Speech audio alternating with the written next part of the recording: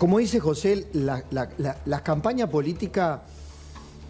A ver, el Estado se manejó en la Argentina al servicio del ministro de Economía como yo nunca, al menos yo nunca había visto a un Estado usando los recursos, pero no los recursos solamente el dinero, el plan platita, no, usando los recursos humanos, físicos, de las oficinas públicas, José. 3.000 billones de pesos por un lado, por otro lado toda dependencia pública tiene un cartel invitando a votar al candidato del gobierno nacional y tercera pata, una campaña digital que no tiene precedentes, sin firma, porque en otra época se firmaban los avisos digitales, sin firma con toda fake news respecto de uno de los candidatos. Enrique, el miedo sobre el miedo, porque hay mucha gente que tiene miedo de que le quiten lo poco que tiene, miedo, y encima más miedo. ¿Funciona, crees, o funcionó? A ver, yo, si me permiten, una cosa previa es que cuando vos estabas comentando recién la idea que me vino, voy a actuar medio autopsiquiátricamente, fue pensar que acá hay, si no nos damos cuenta, un ministerio de la propaganda. Es tan grave eso que cuando uno ve la lógica orwelliana ya no es distópica. Es decir, eso es lo grave. Se instaló un sistema tan loco en el cual uno de los comentarios, que no lo vamos a reproducir, que hoy creo que me lo mandaba tu producción, pasa por la producción de pornografía infantil. Es decir, es acusar a un candidato de eso. Es decir, hemos llegado al delito, al absurdo. Entonces, ¿el miedo funciona? Sí, obviamente, de alguna manera lo que han hecho es esto. Ahora, ¿cuáles son las experiencias? Yo todo lo que he tenido que escribir en los últimos tiempos ha sido referirme al Ministerio de Propaganda alemán, Goebbels, ha sido a un holandés que escribió mucho sobre la psicosis de masa, Jos Merlo, que era un hombre que hablaba de que vivió los bombardeos alemanes y que hicieron cómo los alemanes dominaron a Holanda. Y al sobrino de Freud, llamado Edward Bernays, que fue el que inventó el sistema de propaganda. Ahora, ¿cuál es el problema de eso? En algún momento es un inmenso boomerang. Claro. En algún momento, cuando encima son bastante malos haciendo propaganda, porque creen que uno puede atizar el fuego sin final, el fuego se vuelve porque cambia el viento. Y esto es la lógica. Acá está cambiando el viento, no lo vieron venir. Y de golpe, lo que imaginaron que mover emociones en una época en que tenemos que empezar a pensar en razones, es decir, lo que va a pasar, cuando Cristiano hablaba recién, yo decía, claro, en algún momento vamos a tener que hacer el duelo de la infancia y decir, vamos a tener que crecer, vamos a tener que salir del pensamiento mágico y entrar en la realidad. Y eso es un duelo. Se ríe Marcelo. ¿Por qué te reís, Marcelo? Porque estamos grandes para la infancia. Claro. Es decir, 40 años de democracia y todavía tenemos que salir de la infancia, empezás a ser un grandulón un poco bobo. Ya a esta altura estamos en esa parte de la democracia. Yo creo que, sumando a lo que él dice, los ejemplos son, o sea, hubo violencia política porque hubo actos de un candidato que fueron atacados y se está usando el Estado para generar terror. Se llama terrorismo de Estado. Totalmente. Les guste o no, están haciendo terrorismo de Estado y esta gente sabe de eso porque lo han hecho siempre. Nada más que ahora se apropiaron del Estado. ¿Qué ha pasado con los artistas? ¿Podemos ver el tape de los artistas, los intelectuales? Se metió, y esto me gusta, el miedo a perder la democracia, los 70, los militares, la vinculación. Digamos, es como que de pronto nos hubieran tirado en la campaña todas las pesadillas juntas de la historia argentina, no de los 40 años de democracia, de los últimos 60 años de la Argentina. Como es tu rubro, ahí están tus colegas y sé que has discutido, nunca le has quitado el cuerpo. Pero, a ver, ¿qué quieren decir con este mensaje? A ver.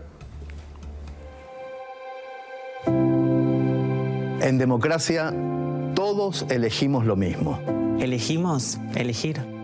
Elegimos seguir contando nuestras historias. Elegimos que nos representen los que elegimos. Elegimos cantar lo que se nos cante. Elegimos poder manifestarnos cuando deciden mal. Elegimos nuestra fe para creer.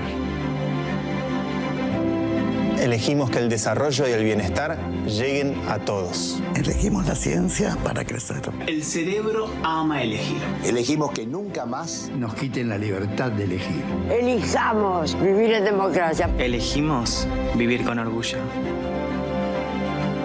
Elegimos respetar lo que elige la mayoría. Por eso decidimos contar lo que pasa. Ayachesma y Mancuna, identidad ni chesma respetanca. Elegimos vivir y convivir en paz. Elegimos no olvidar. Elegimos recordar a nuestros compañeros caídos en Malvinas. Elegimos una escuela que eduque para la democracia. Elegimos contar libremente lo que pasa. Elegimos tolerar todo, menos la intolerancia. Elegimos la igualdad de oportunidades. Elegimos nuestro futuro, cuidar su futuro.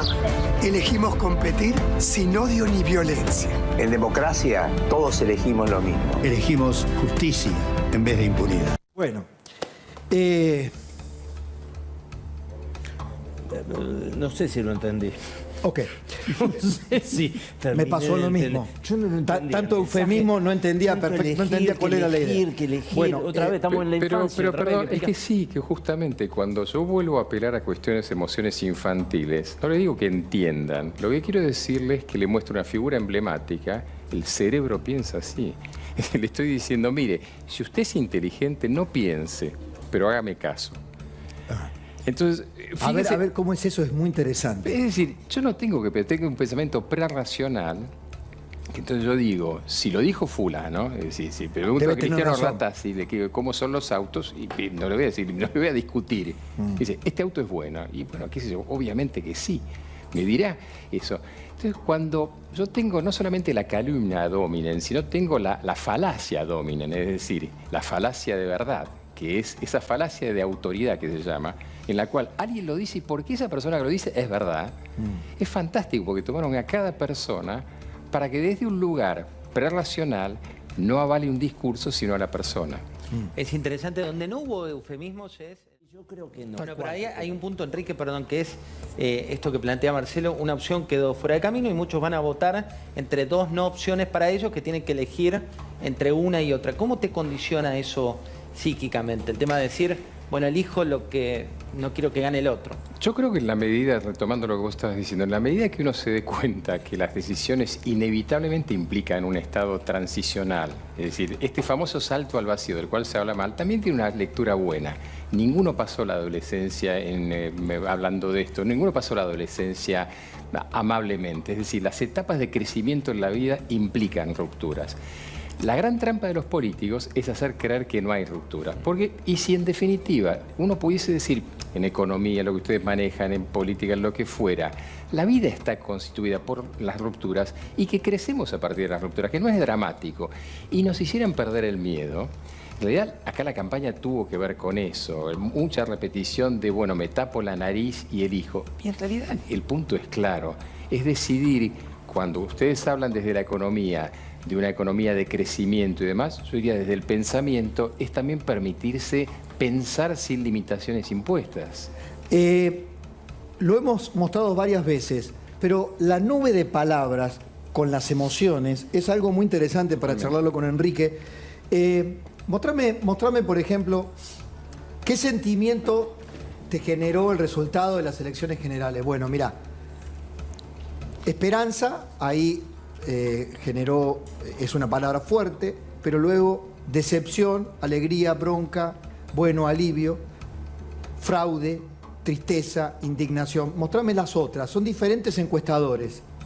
Mirá acá, ¿qué emoción te produce la situación actual de la Argentina? Y tristeza gana por paliza, incertidumbre, esperanza, preocupación, bronca, angustia, miedo. Si podemos ver las que resaltan son todas negativas. Y esta última, ¿cuáles de los siguientes adjetivos definen mejor tu sentimiento respecto a la situación política, social y electoral actual? Mirá, una es la esperanza, que siempre, bueno, voy a votar, voy a tratar de cambiar algo, pero fíjate las después, las restantes. José. Bronca, impotencia, angustia, temor, desesperación, bueno, todos sentimientos muy, muy negativos, ¿no? Este cóctel del argentino promedio puede generar ¿Qué tipo de reacción frente a la urna? ¿Racional o racional o irracional? ¿O emotiva? ¿O votamos bajo emoción violenta? Puedo permitirme, viernes anoche es un momento de pequeña anécdota de la cultura greco-romana, que es la nuestra, la esperanza donde viene. El tema de la caja de Pandora, en realidad es una ánfora y demás, que lo último que queda es la esperanza. Ahora, interesantemente, nuestros ancestros greco-romanos entendieron que la esperanza tiene una doble virtud. Tiene la capacidad de, por un lado, generar sentimientos positivos, pero si uno se queda aferrado a la esperanza y se queda paralizado, es una cosa negativa. Y es interesante porque después de esas palabras, esperanza, hay sentimientos negativos. Claro. Hay tristeza, hay un montón de cosas. Esas son emociones que nos paralizan. Y que cuando a Pandora su marido le dice, pero ¿cómo hiciste esto? Porque ¿cómo abriste esto que no tenías que abrirlo? En realidad se da cuenta que en ese momento que ya no puede hacer nada, en algún momento, ese momento que tiene que decidir en sí hacer algo, porque en algún punto, si nosotros en este momento, frente a toda esta caldera emocional, no tomamos y hacemos algo, pues todas las emociones lo que buscan es paralizarnos. Si nosotros entendemos que el miedo básicamente paraliza y deja en la incertidumbre, la desesperanza, en la inacción, en la anomia, el fondo es, ahí volvemos a la historia, necesitamos un papá que nos guíe, un líder mesiánico que nos guíe. Qué momento, ¿no? Sí, no, Cristiano.